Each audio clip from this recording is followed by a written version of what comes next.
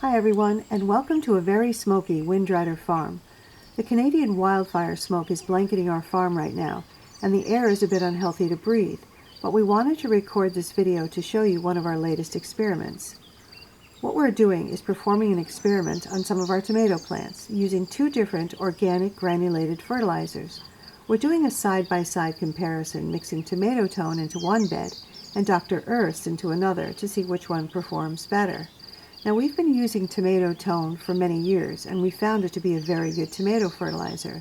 But when I came across this Dr. Earth's, I wondered if a fertilizer with some fish-derived ingredients would make a difference in growth and production. So we decided to use them both side by side to find out.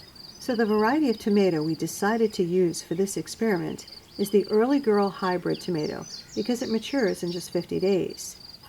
So we started this experiment by preparing the planting beds. We dug a trench down the middle of each bed to put the granulated fertilizer in. This is a method we use when planting all of our tomato plants. Once we had both of the trenches on the beds prepared, the next step was to add the fertilizer in the amounts recommended on the back of the package. So the tomato tone package recommends 9 cups per 50 square feet, and the Dr. Earth's recommends 1 1/3 cups per 10 feet of growing area. So I put the recommended amounts of fertilizer into each of the beds and then mixed it into the soil as directed. I then just dug a hole for each of the plants and dropped them in, and then just pulled the dirt back towards the plant, filling in the hole, and then firmed the soil around them. After planting them, I watered them well, and now I'm going to let them rest for 24 hours. I need to trim these plants, but I don't like to trim any plants when they've just been planted because they're already experiencing transplant shock. So letting them rest for a day is always the best way to help them acclimate after planting. So I'll come back to these plants tomorrow to prep them some more for the experiment and to show you some other necessary steps you should do to get your own plants off to a good start.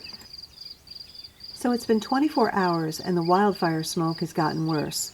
So I have to work quickly on caring for these tomato plants so I'm not out in the smoky air for too long. Now that these tomato plants have rested a bit, I'm going to remove the lowest branches on all of the plants. I'm doing this because removing the lower branches from the plants decreases the chances of soil-borne diseases infecting these tomato plants. Also, I want to reduce the number of leaves a bit because the root systems of these plants are very small. So initially, I want there to be less plant for the small root systems to have to support. I'm also going to remove all of the flowers from these. Because we're growing these for an experiment, we need them to all start out equal, meaning without flowers, so we can better assess how the different fertilizers are affecting their growth and production.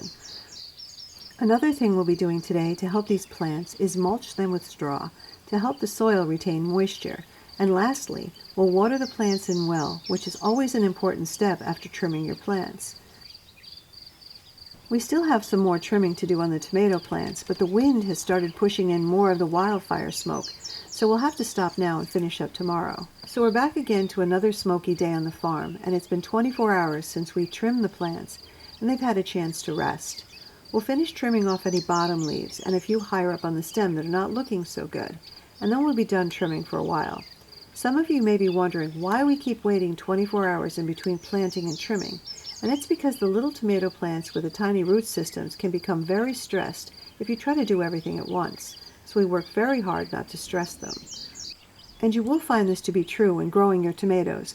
When they're young, try to keep the stress to a minimum, and you'll be rewarded later with big, healthy, and productive tomato plants. Now that we've prepared our little tomato plants to help them grow successfully, we'll be monitoring them closely to see which fertilizer is a better choice for growing tomatoes.